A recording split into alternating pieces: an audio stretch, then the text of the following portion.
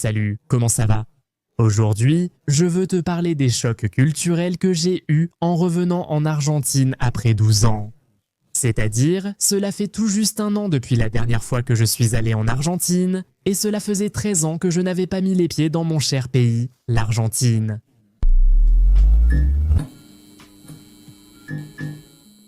Beaucoup de gens peuvent parler du choc culturel qu'ils ressentent lorsqu'ils quittent leur pays pour la première fois. Quand nous arrivons au Japon, il s'est déjà passé tellement de temps depuis notre départ que tout nous paraît déjà très normalisé. Pour certaines choses, il y a des aspects dont nous savons qu'ils peuvent vraiment être choquants.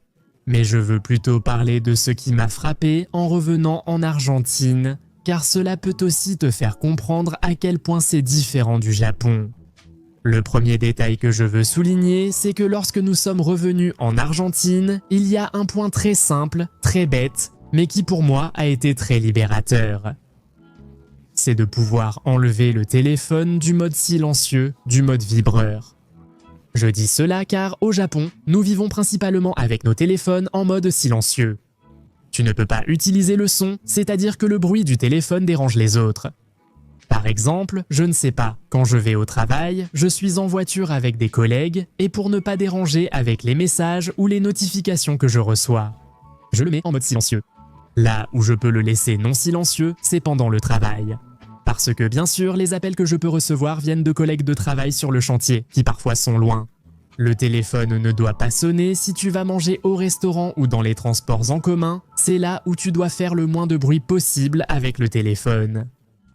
Dans le train, il est totalement interdit d'avoir le téléphone en mode sonnerie, il est interdit de parler au téléphone.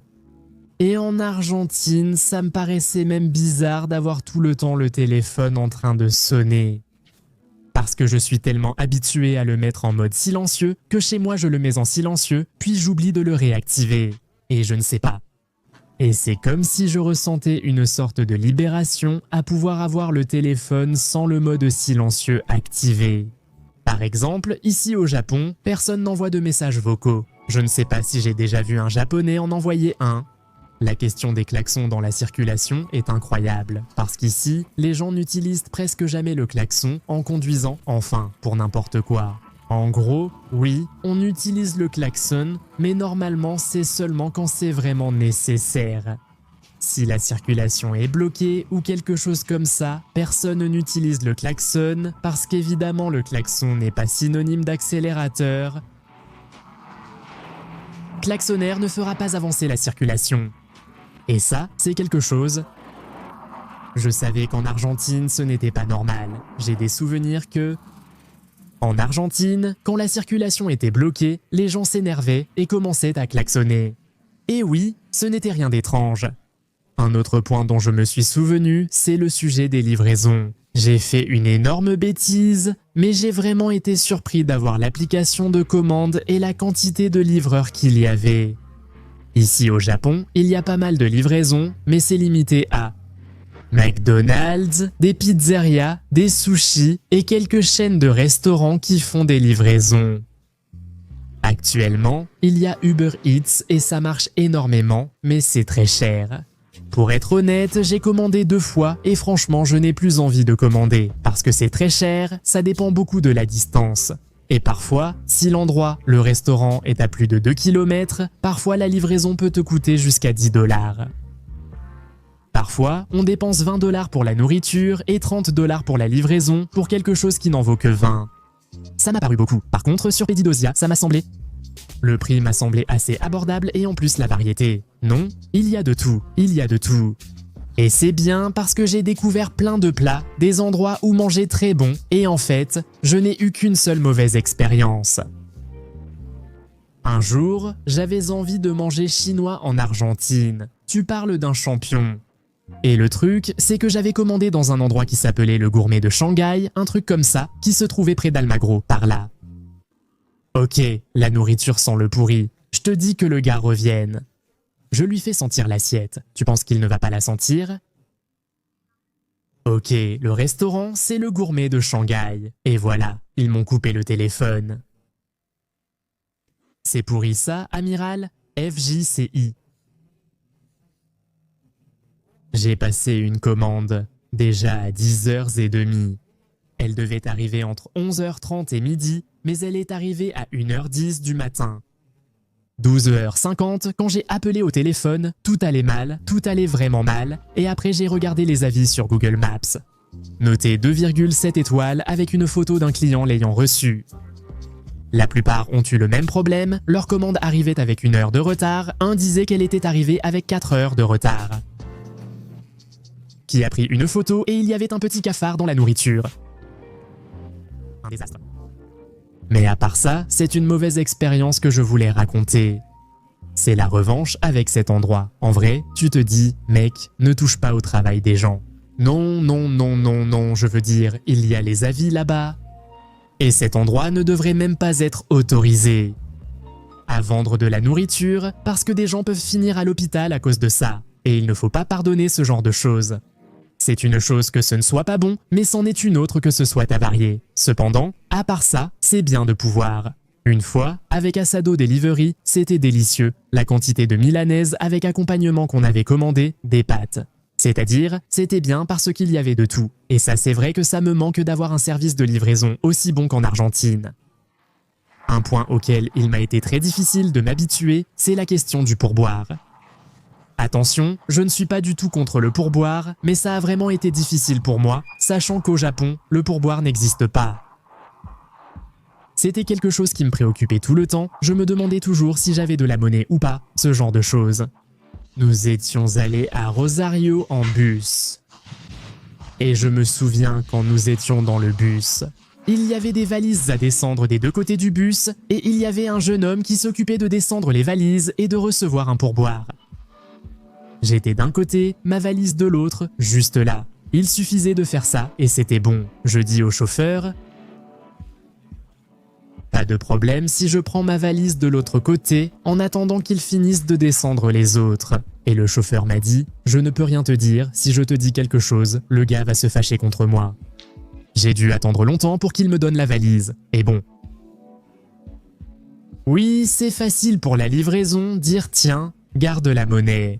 Mais c'était plus difficile pour des moments très spécifiques. Le seul investissement requis était le pourboire, comme pour les bagages, les toilettes, etc. C'est compliqué car tu as absolument besoin de la monnaie. De plus, dans un restaurant, tu attends qu'on t'apporte la monnaie pour laisser le pourboire. C'est-à-dire, c'est différent.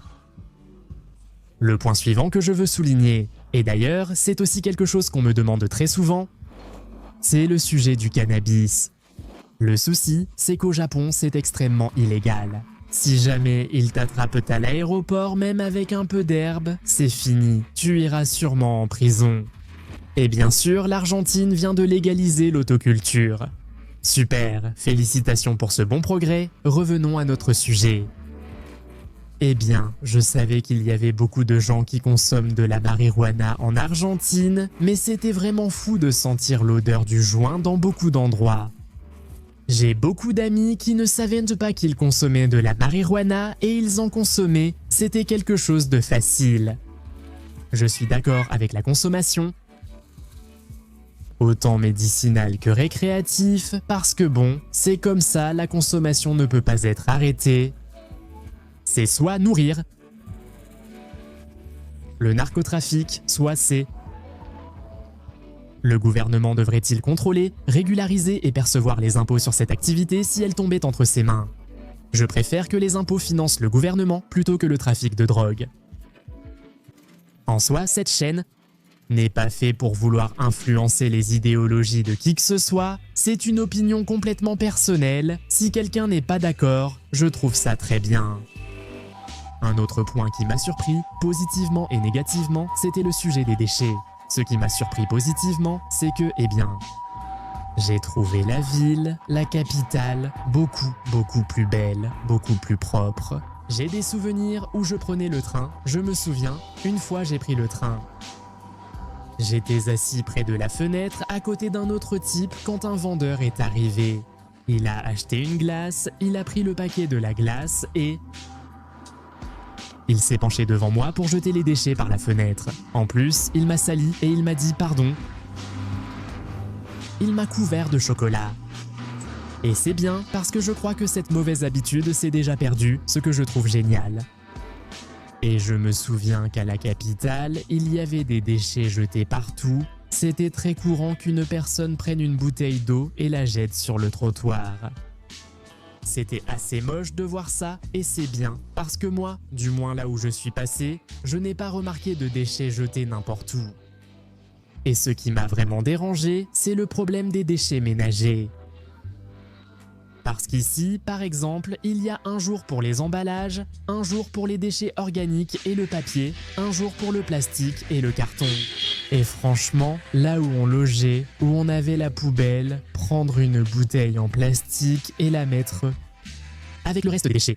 Franchement, ça me faisait mal. Ça me faisait vraiment très mal que tout aille dans le même conteneur. C'est quelque chose auquel je me suis vraiment trop habitué ici à trier les déchets.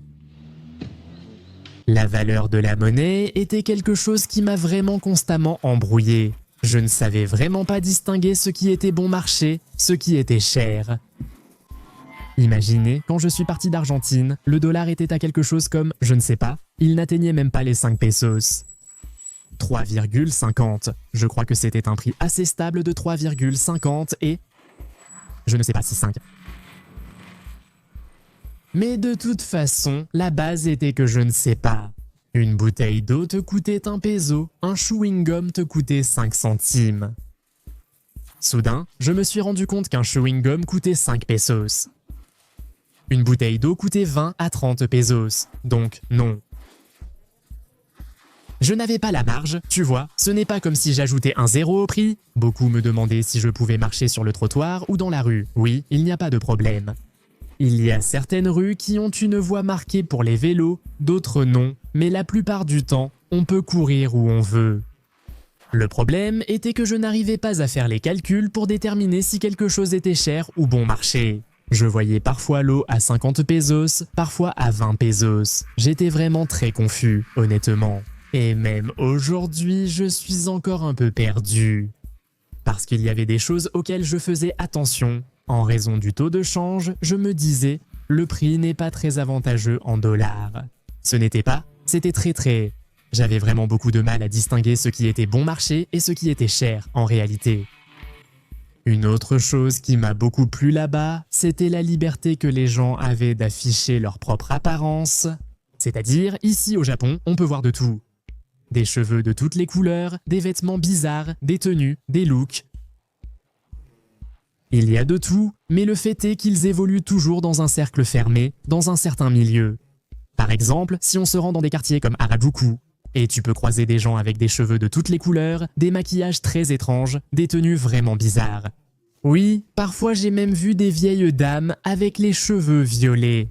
Tout, mais c'est comme s'il manquait certaines choses, il y a un juste milieu qui n'existe pas. Soit tu t'habilles, enfin, soit tu t'habilles de façon extrêmement voyante pendant ton temps libre, mais tu dois être complètement normal dans la vie quotidienne. Par exemple, la quantité de couleurs de cheveux que j'ai vue en Argentine, je ne l'ai pas vue ici. En quantité, je ne l'ai pas vue ici. Je me rappelle notre réunion avec les gars de Geeky Légal. Salut Steph. Ils étaient 4 personnes et les 4 avaient tous les cheveux teints, chacun d'une couleur différente, et je trouvais ça génial. Et une autre chose, c'est le sujet des tatouages, ici je ne sais pas. Il y a eu récemment une nouvelle disant que le tatouage est maintenant légal au Japon. Ce titre est très faux, parce que ce n'est pas que le tatouage soit illégal, mais plutôt qu'il est mal vu. En réalité, l'article mentionnait que les tatoueurs n'ont plus besoin d'un permis médical ou quelque chose du genre. Je n'en suis pas certain. Le fait est qu'il y a des Japonais qui se font tatouer et qui ne font pas partie de la mafia. Parce que, bon, le préjugé vient du fait que les tatouages étaient associés à la mafia, et maintenant il y a de plus en plus de gens qui se font tatouer simplement par plaisir. Même si ça commence un peu à s'ouvrir, franchement, non, malgré tout, très peu de gens se font tatouer, vraiment très peu, j'en connais presque pas. Des Japonais qui se font tatouer.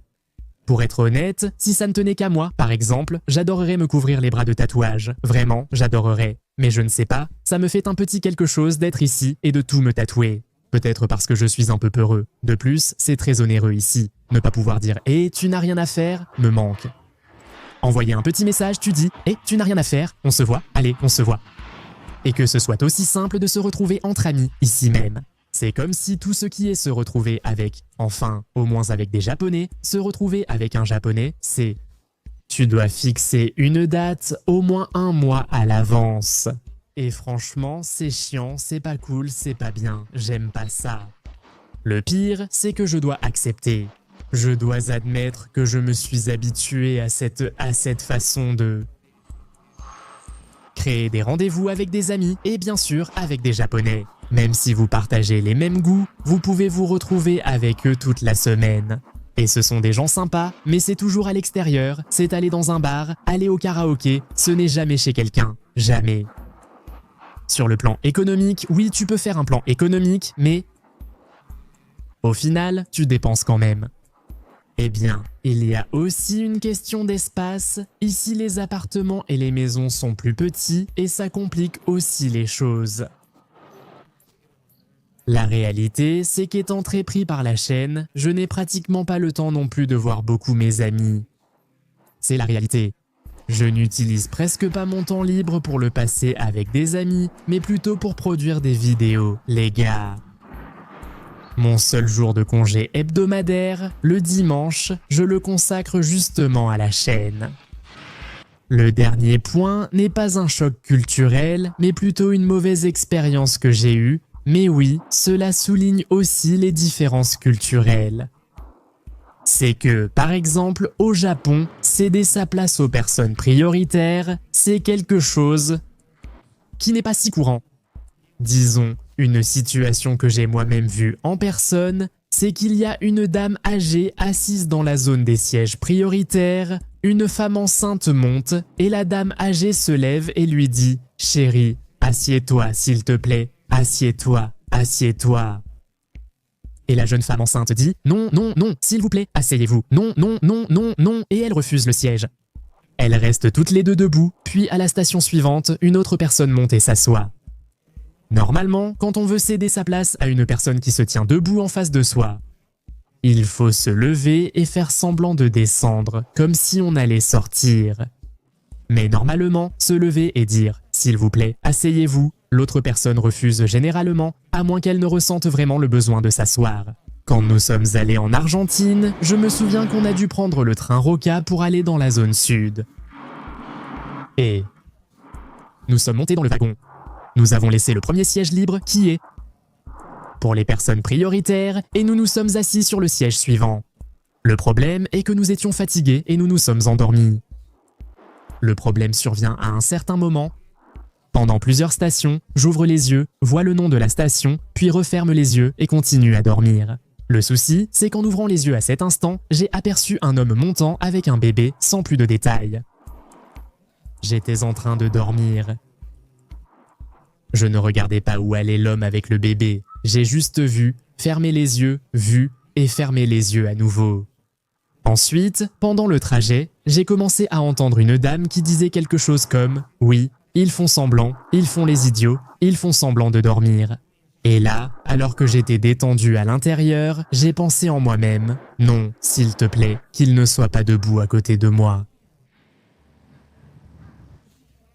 Et j'étais dans une situation très inconfortable. Ce que j'aurais dû faire, c'était ouvrir grand les yeux et peut-être qu'il était à côté de moi et lui donner le siège, mais j'étais déjà dans une situation très inconfortable. Je ne sais pas si on me montrait du doigt ou quoi, mais le fait est que j'étais en train de dormir. Et tout à coup, 2 minutes plus tard, une dame dit « Est-ce que quelqu'un peut céder sa place au jeune homme ?» Et là, je me suis levé comme ça, un peu en train de piquer du nez, à moitié endormi, parce que la voix était très proche, vraiment très proche de moi. Le truc, c'est que je sais que je n'étais pas assis sur le siège prioritaire, parce que ça ne me serait jamais venu à l'esprit de m'asseoir là. Et le truc, c'est que je me suis levé et... Une fille a dit « Merci madame », que je suppose être la mère. Le père portait le bébé et la fille a dit « Merci madame ». J'étais le type qui faisait semblant de rien et je me suis senti tellement mal. Heureusement ce n'est rien de grave, mais je pourrais dire que c'était ma pire expérience durant mon mois en Argentine car je me suis senti vraiment mal. Depuis ce jour-là, si je monte dans un bus avec peu de place libre, je ne m'assieds pas. Je voyage debout parce que ça m'a complètement traumatisé. C'est-à-dire, je ne voulais même plus m'asseoir et si quelqu'un monte, dois-je céder la place? Non, je voyageais debout car cette sensation m'a profondément bouleversé. Maintenant, les gens qui ne sont pas d'Argentine, qu'avez-vous à dire sur les points que j'ai mentionnés? Existe-t-il de nombreuses similitudes avec l'Argentine ou le Japon? Ou des choses très différentes? Faites-le moi savoir les gars. Bon, on se voit à la prochaine. N'oubliez pas de vous abonner si vous voulez en savoir plus sur le Japon ou sur les différences culturelles. N'oubliez pas de liker et commenter pour aider l'algorithme. Ensemble, on peut y arriver. Et je te salue, toi, ta famille, ton chien, ton chat et même ton voisin ennuyeux. Salut!